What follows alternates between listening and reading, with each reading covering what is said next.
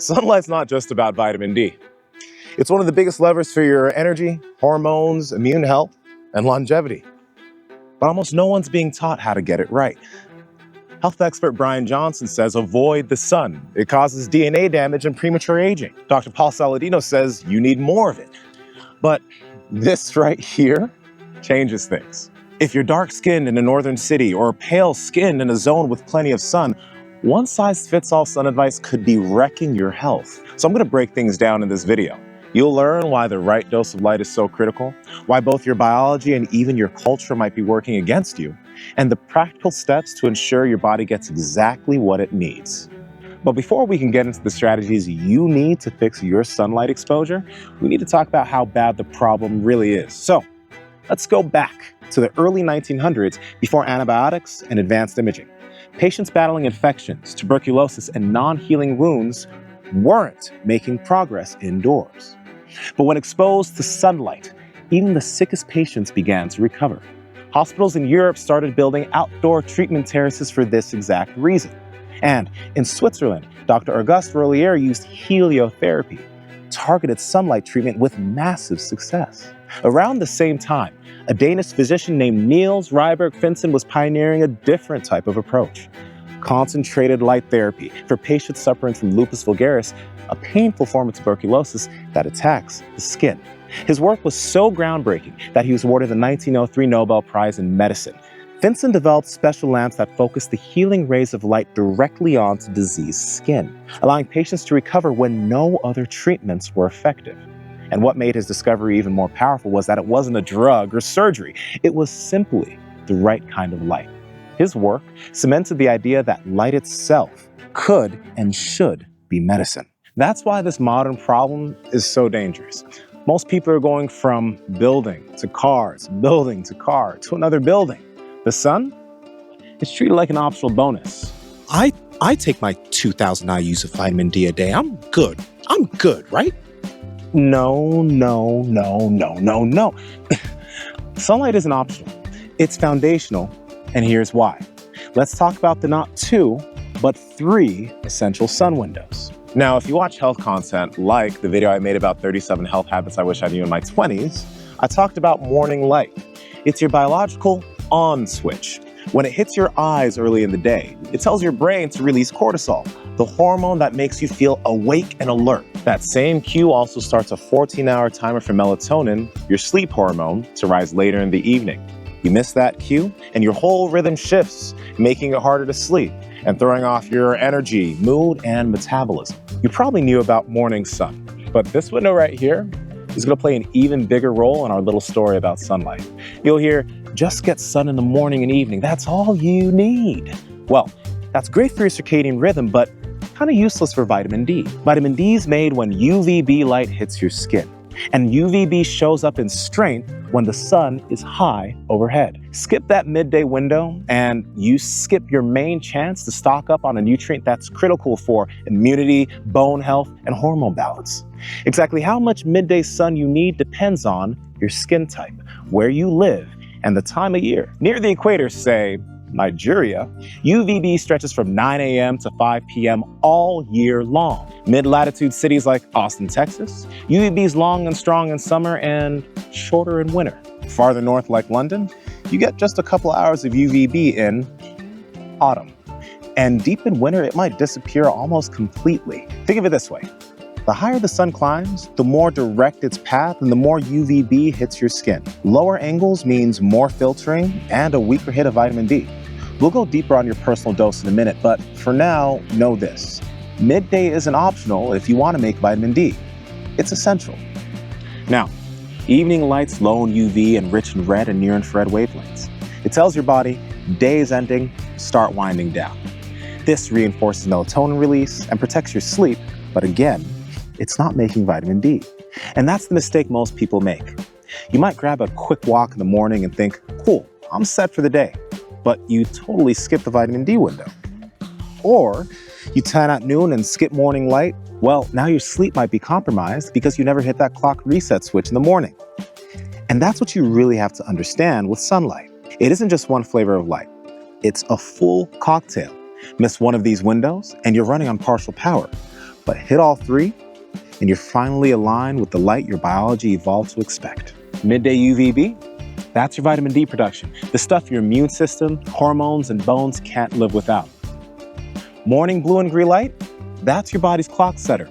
It locks in your rhythm, boosts alertness, and even lifts your mood. And then you've got red and near infrared light, heavy in the mornings and evenings. That's repair mode. Penetrates deep into your tissues, recharges your mitochondria, and helps your body recover. Easy for the unemployed. Who has time for all that sun?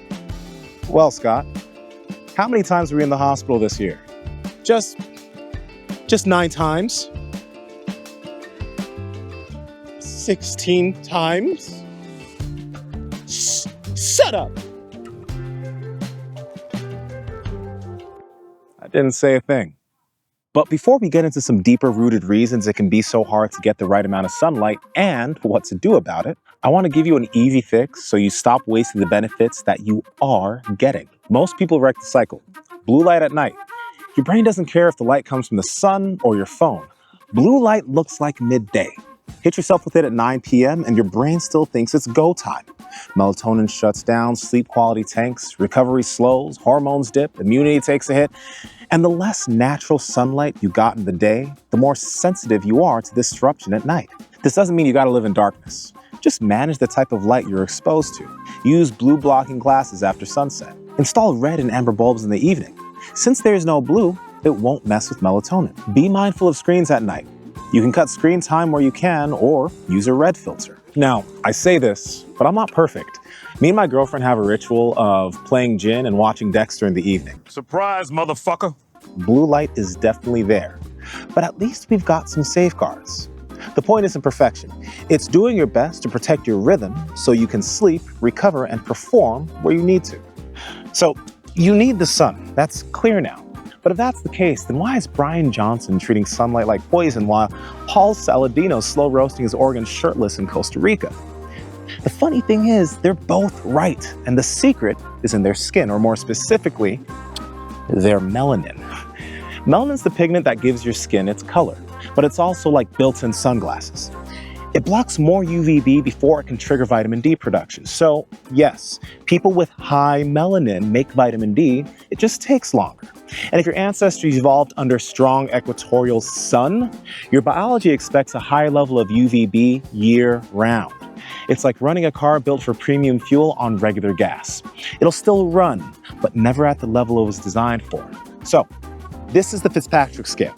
What would you say your skin type is? From type 1, pale and burns easily, to type 6, dark and rarely burns.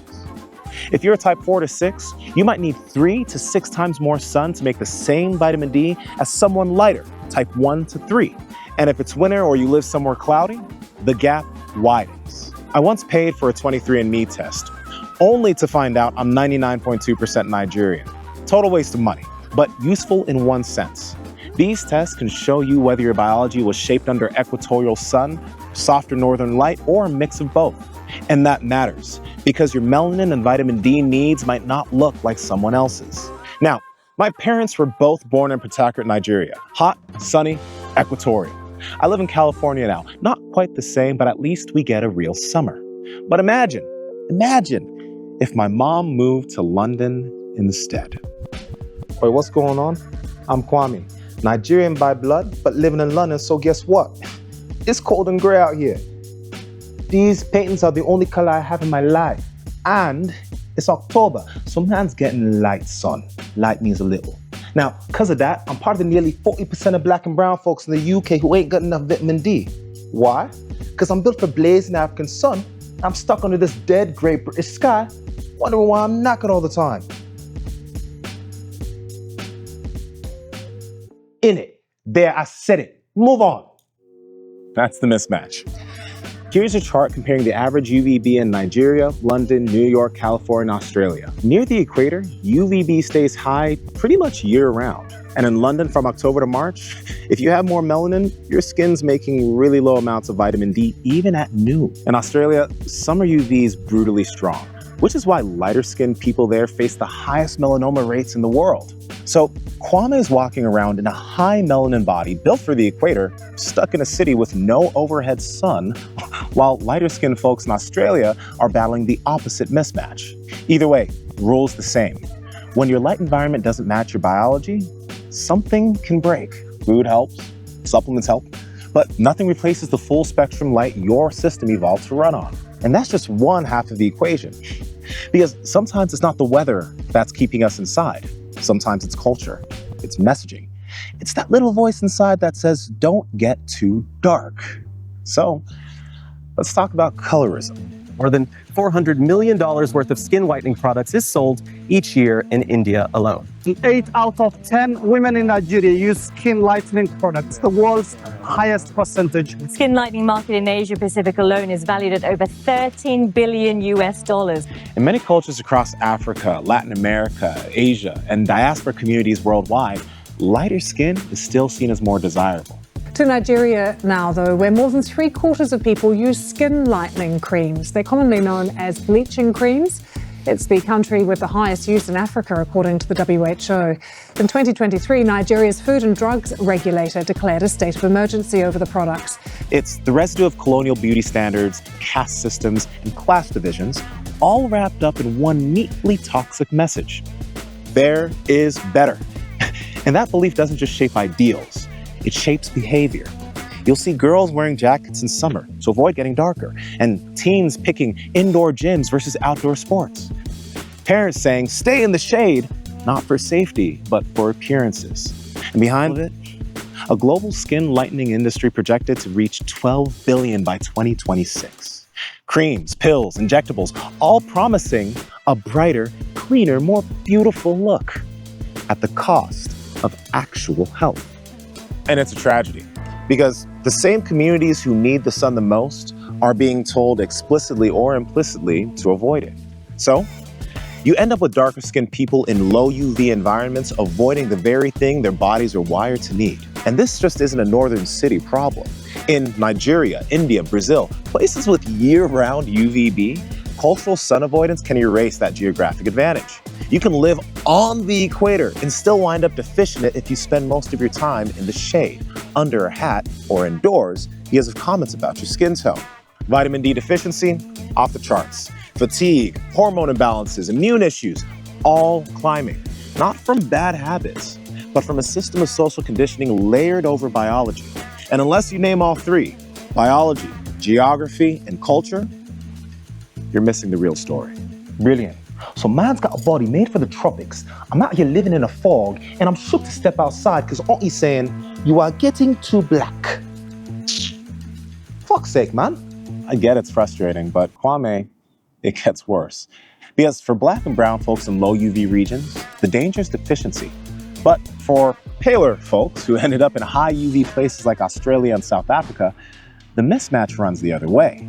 Their lighter skin evolved in cloudy northern climates, not under equatorial sun. And when you drop them into that environment, the DNA damage can add up fast.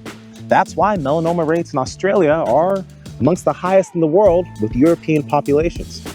Not because they're reckless, but because their biology wasn't built for that level of UV. Every time someone hears "get more sun," there's a voice in their head or an actual person yelling.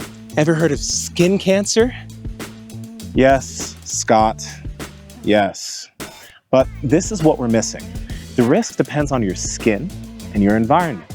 Melanin is your body's natural sunblock. It absorbs UV before it can damage your DNA.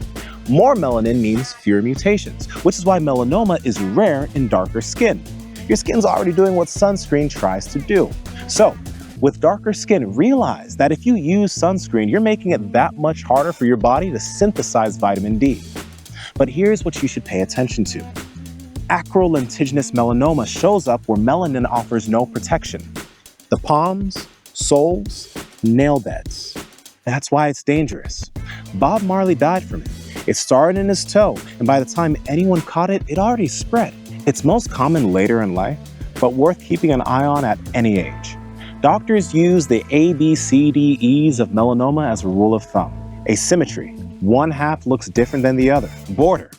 Irregular or jagged edges. Color. Dark, uneven, or changing. Diameter.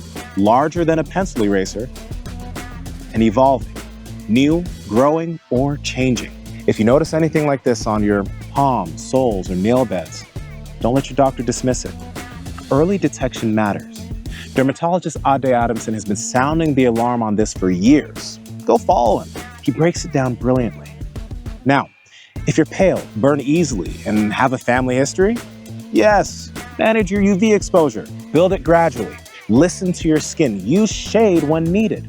SPF is useful, but it's not a substitute for understanding your biology. Here's the trade-off. Lighter skin, more likely to get melanoma, but likely to survive it. And darker skin, lower melanoma rates, but higher death rates, often because they're caught later. So checks matter. Now, sun causes cancer makes headlines. But what's the fuller picture? Because when you're responsible with exposure, the sun's your friend. Smart, non-burning sun exposure that keeps vitamin D levels at a healthy range is observationally linked to lower colon, breast, and prostate cancer risk. Correlation isn't causation, but the signal's there. So ask yourself, are you really protecting your health by dodging the sun, or are you just trading one risk for another? Hold on. So what you're telling me is, I'm built for the sun, yeah? Man's scared to use it, risking bad sleep, weak bones, low energy, all to dodge some cancer I weren't even likely to get? Love that for me. And that's the problem, Kwame, because the sunlight story we've been told is one size fits all, when the real story is about trade-offs. It's not whether sun is good or sun is bad. It's about whether your skin, your environment, and your habits are aligned with the light your biology expects. Because if they're not, you'll end up on one side of the imbalance or the other. And either one could wreck your health, just in different ways. So now that you know your skin type, your environment, and your behavior, it's time to cover the 4 things you could actually do about it. Most people are just guessing with sunlight. What was the UV index? Did you actually make vitamin D or just get some fresh air? This is where the free UV tracking apps come in. UVD index is solid. And I also started using the free Sun Day app. It pulls real-time UV data based on your exact location and combines that with your Fitzpatrick skin type to tell you if you should be in the sun and when to potentially stop. It also has a clever feature. It factors in how much skin you've got exposed. So, are you nude, minimal wear? Are you wearing light clothes, moderate or heavy? That matters because clothing blocks UVB, the wavelength that makes vitamin D. A light shirt might cut production by 50% or more.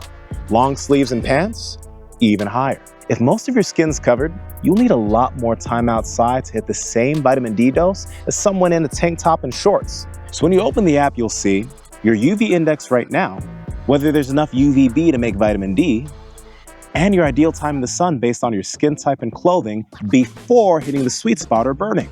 Actually, this will be pretty fun. Comment where you're located and your UV this afternoon. It's good for all of us to understand the type of UV we're dealing with. And if you're curious about UV in other cities across the globe, the UV Index app allows you to change your location and check. So today's app says I got enough UV between 11:37 and 12:44. But next week we got no sun with a peak UV of 2. Say, I'll just go outside, strip my pants, hope the neighbors don't call the feds. Again. Well, maybe you don't do all of that, but rule of thumb, UVB is strongest when the sun's at its highest, and that's usually between 10 a.m. to 2 p.m. in most places. What you're looking for is a UV index of 3 or higher. Now, outside of that UVB window we talked about, especially in the early morning or late afternoon, you're mostly getting UVA. Great for mood and circadian rhythm, but not necessarily for vitamin D. Think of Sunday like a weather app for your mitochondria. Use it for the numbers, then let your body give you the feedback. If you feel some subtle skin tightening or pre-burn texture, that's your cap. Cover up or go step in some shade, dog. We've spent decades avoiding the sun, and now we need to learn to meet it with a level of wisdom. Man, say less. I'm tracking sunlight now. Next week I'll be tracking every breath, sip of water, and sarcastic comment. Standard. Kwame, I get it. And to you at home, I know it seems like a lot, but there's something else that we need to track if we want to have real ownership of our health. Because what if your light habits have been off for years? What if you need more than just a daily reminder? Well, that's when it's time to check under the hood. Everything we've covered sounds great in theory, but how do you know if your light habits are actually working? This isn't like drinking a cup of coffee or sticking a Zyn in your mouth. You won't feel vitamin D deficiency overnight. You won't instantly notice disrupted melatonin or sluggish mitochondrial signaling. What you will notice is fatigue that doesn't lift, mood swings, bad sleep, brain fog, and unless you test, you'll never connect the dots back to sunlight. That's where testing comes in. If you go to your doctor, you can get your labs done and you can request to get your vitamin D levels checked. But to put the power back in your hands, I'd suggest using either 100 Health or Merrick Health. Both are services I've used and vetted. 100 Health is more affordable, giving you 2 comprehensive lab panels and access to an app that puts all of your health data in one place, even the ones from your wearables. And after you get your tests done, you're going to get supplement and lifestyle adjustments based on your results. Merrick is a bit more expensive, but you can get paired with a patient care coordinator that can interpret your labs with you.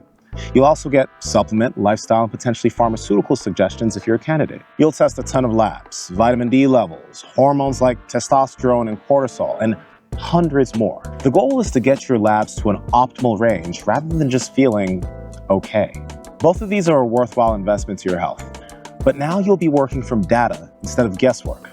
Sunlight's medicine, and like any medicine, the right dose matters. I'll drop links to both of these companies in the description below. So let's say you do get your blood work back, and yeah, you're low, maybe even deficient. You've tracked your light, you've seen the numbers, now what? Well, the obvious next step, supplements. And to be clear, it's not a bad thing. If you're already low, a high-quality D3 supplement can bring your levels back to a healthy range faster than sunlight alone, especially in winter, if you work indoors, or if your UVB window is short. But here's where we get it wrong. A supplement's not a replacement for sunlight. Sunlight's a full-spectrum event. Yeah, it gives you vitamin D, but it also triggers nitric oxide for heart health, boosts serotonin for your mood, syncs your circadian rhythm for your sleep, and does dozens of other things a pill just can't do. That said, when your tank's empty, a pill can be life-saving. Just know how to get the most from it. First, if you're taking a big dose, let's say 10 to 20,000 IUs per day, consider spreading it through your day. Megadosing all at once can spike blood levels, and that doesn't always mean better absorption. And if you can, try to take it with fat. Think eggs, salmon, avocado, or olive oil. Vitamin D is fat-soluble, so you'll absorb far more than if you take it on an empty stomach. Now, when your vitamin D levels rise, your body absorbs more calcium from food. That's great, but only if the calcium ends up where it should. That's why bringing magnesium helps convert vitamin D into its active form. And vitamin K2 acts like traffic control, directing calcium into your bones and teeth, instead of letting it pile up in your arteries, where it can cause some trouble. By the way, I made a super detailed video on why your bones are weak and how to strengthen them. It's long and goes deep Oi, long and goes deep. Mate, this is YouTube, not Late Night Channel 4. Now, I know you want that subscription, but this ain't the way to do it, man. Have some self-respect. Kwame, that's not what I mean. The video is long, and it does go deep into the topic of building bone density. So I'd suggest you guys check it out. And if you haven't, maybe consider subscribing to the channel. And yes, supplement when you need to, especially if your levels are low or if it's winter. But don't mistake the backup plan for the real thing. Sunlight's a full spectrum signal. Supplements are only one ingredient. Your skin even has a built-in off switch. Once you've made enough vitamin D, production self-limits, whereas pills don't. Think of sunlight as being a full album, which is mastered by nature, and vitamin D supplements are just one track. That's why I still track my light like I track my training. The Sun Day or UVB tracker apps are my go-to, so I'm not guessing whether I'm getting enough UVB. Vitamin D supplementation is useful, sometimes essential, but not the same as catching the real thing in the wild. Your body doesn't run on 2,000 IUs a day. It runs on light. So what happens when that light just isn't there? You're in London like Kwame, or New York City in winter, or stuck under fluorescent hell for 8 hours a day. You can't always move to the tropics, but you can bring parts of it to you. That's where red and near-infrared light comes in. In the 600 to 1000 nanometer range, red light penetrates deep into tissues, activates mitochondria, and boosts repair. Athletes use it for recovery, dermatologists for skin, and biohackers for just about everything. The thing is, most people stop at red, and to be fair, there's a reason. Clinically, red light's been shown to boost muscle recovery, speed up wound healing, reduce inflammation, improve skin quality, and even help with joint pain. It's not hype. There's solid evidence behind it. Red is great for repair, But without UVB, you're not triggering the full vitamin D cascade your body expects. That cascade also drives nitric oxide release, immune regulation, and hormone signaling. So while red light can mimic sunrise and sunset benefits, it can't refill your vitamin D tank. For that, you still need UVB from the sun or a targeted device. If you're stuck in a dark climate, have darker skin, or struggle to get consistent sun, this might be the only way to mimic full-spectrum sun exposure year-round without hopping on a flight to the equator. And that's not just for people with darker skin. Pale folks make vitamin D faster, but if you're indoors a lot or living at a high latitude, you still might not be getting enough UVB to keep levels steady. The need is universal. The dose just changes. That's where a newer generation of light devices comes in. EMR Tech makes two standouts that I've tested: the Krypton 1612, which I love, and the Ultron, which is a bit overkill. Both combine deep penetrating red light and targeted UVB, meaning you're not just triggering repair, you're supporting vitamin D production in ways other devices can't. And if you're interested, I've made them available at the Stronger Human store so you can get the same exact models I use at a pretty solid discount. So go check it out. Now, I'm not saying you should go fry yourself in your living room with these tools. They still require moderation and strategy. But for someone like Kwame, bruv, I'm built for equatorial sunlight. It's either this or wait till July to feel human again. London gave me street lamps of depression, and this box might be the only thing keep me in the game. And I'd like to say this to all you big business owners, hospitals, offices, anywhere employees are forced to be indoors for long periods of time. This would be a great investment for the health of all the people that work for you. Imagine employees able to take a quick break, and if it's not bright outside, they can go to the recovery room and get a solid dose of red, UVA, and UVB light. It's worth the investment. This isn't just a perk, it's good business. Employees who get more healthy light exposure tend to sleep better, have stronger immune systems, and take fewer sick days. Mood and energy go up, and so does productivity. There's research showing vitamin D sufficiency is linked to lower rates of respiratory illness, which means less downtime for your team. So yeah, it's a wellness investment, but it's also a performance upgrade for your whole company. Because whether you're a type 1 who fries if they go out in midday, or a type 6 who can nap in noon sun, your biology still runs on that same ancient light recipe. If there's one thing I hope you take from this video, it's this. Sunlight isn't optional, it's foundational. It's not just about getting a tan or chasing aesthetics, or even topping up your vitamin D. It's about aligning with the light your biology expects so you can feel energized, focused, and resilient, and whole. And listen, vitamin D is only one chapter in the sunlight story. That same light triggers nitric oxide for heart health, serotonin for mood, melatonin for sleep, and dozens of other cascades we're still discovering. You can't bottle that, download it, or fake it with a pill. Whether you're melanin rich in a cloudy city or fair-skinned burning at the sight of summer, this isn't about fear. It's about finding your personal dose. Your skin, your location, your ancestry all shape how you interact with light. The need for light is universal.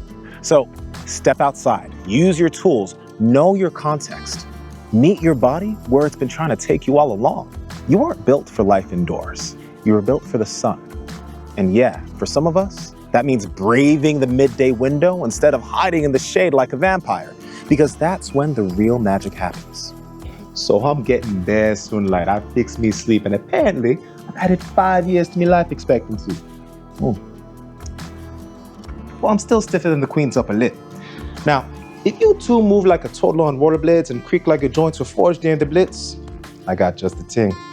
Click the next video, all about floor training. You know, ropes, clubs, kettlebells, movement that don't feel like punishment. Will it make us move like warriors? Doubt it, but at least we'll be able to tie our shoes without having to call the NHS. See you there, yeah?